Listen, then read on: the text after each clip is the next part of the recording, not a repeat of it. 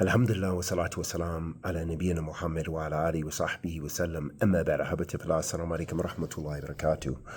Ahabati fillah, it's very important for us to benefit from the remaining time of Ramadan, and for us to do everything possible to battle and go to war with our own souls and to battle sin and the inclination to do sins and our desires. And that's called jihad an-nafs. That's called fighting one's self or soul. And Shaykh al-Islam Ibn al-Qayyim rahmatullahi alayhi rahmatan wasi'ah, he was in reference to sins and talking about how some sins are major and some are minor, but they're all serious and dangerous. He says all sins are qabih, all sins are awful and horrible, but some are more awful than others. Adultery is the most awful of sins because it ruins marriages and distorts lineages. And even worse if committed against a female neighbor. Abdullah bin Mas'ud radiyallahu ta'ala anhu said, I asked Allah's Messenger sallallahu alayhi wasallam, which sin is the greatest? He replied, to make any rival with Allah, meaning shirk billah, when it is He who created you. I asked, then what? He said, to kill your child for fear that he will eat with you. I asked, then what? He said, to commit fornication with the wife of your neighbor. So this shows us, ahabati fillah, that all of these are severe and stern and from the major sins, and that sins to follow it, they have different levels.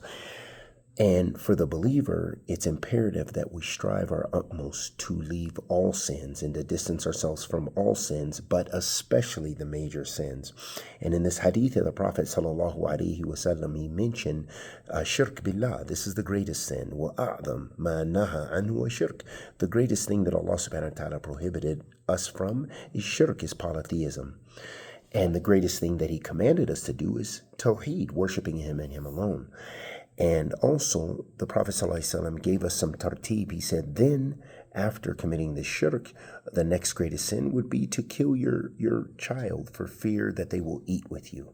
So having this kind of greed and allowing the shaitan and allowing evil to deceive you to where you even harm your own children. And this is a horrendous and evil sin. And it is becoming more widespread that we're finding people due to poverty, or not even due to poverty, because they want more opportunity, they want to date more, and they want to do this.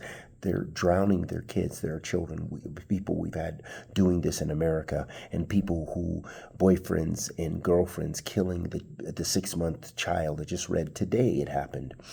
And these kind of atrocious and egregious and evil sins are also some of the major sins that are just a type of wickedness. It's almost beyond our thought process and our fathoming. We can't fathom being that kind of evil to your own offspring.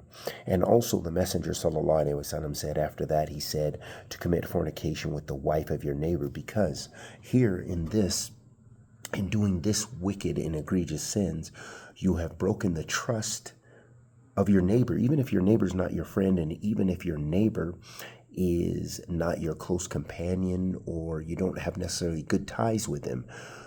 For one, you're committing the most atrocious sin, which is adultery and fornication. Secondly, with that adultery and fornication, you are violating a right that Allah has made obligatory upon you, and that is the right of the neighbor. Even if your neighbor doesn't believe in Allah, even if your neighbor is not necessarily the nicest person, they still have rights, and these are rights that the Prophet ﷺ mentioned, and Allah subhanahu wa ta'ala mentions in the book of Allah subhanahu wa ta'ala. So avoid all sins. Wa sallallahu wa sallam ala nabiyyina Muhammad wa ala alihi wa sahbihi wa sallam.